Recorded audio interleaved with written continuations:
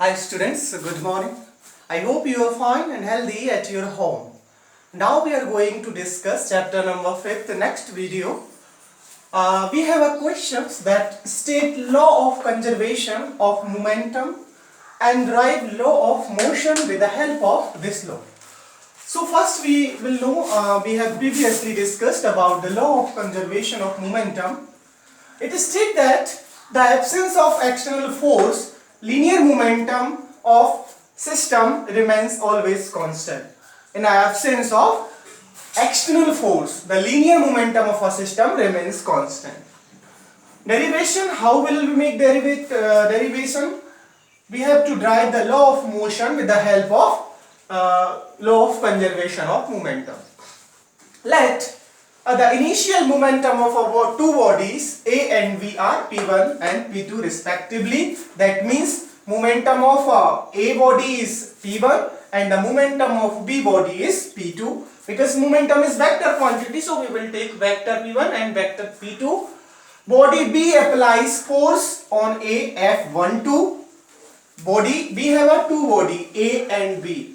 Body A momentum is P1, body B momentum is P2. If body B applies force on body A F12 and body A apply force into body B F21, then we know that due to the change of momentum, we know that the conservation of law of momentum is P1 plus P2 equal to A.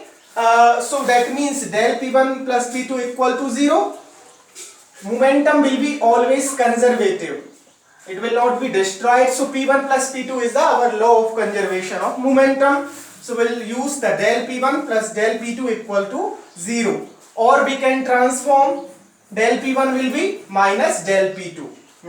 We can just differentiate with respect to t. We have a time interval del P1 upon del t minus del P2 upon del t. So we know that the third law of motion, del P1 upon del t equal to F12 and del P2 upon del t equal to F21. So if we are putting this value in this equation, then what will we get? F12 equal to F minus 21. That means force applying by the body A by B equal into the law of Newton's. Third law of Newton, which states that every action has equal and opposite reaction. We just use the law of conservation momentum P1 plus P2. Afterwards, what will we do? We just separate that del shows the changes and after will derivative that. Similarly, you can understand.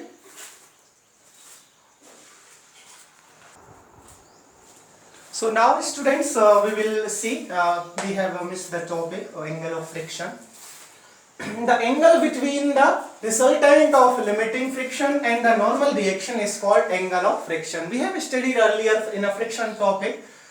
So the angle between the resultant of limiting friction and the normal reaction is called angle of friction, which is represented by mu s equal to tan lambda.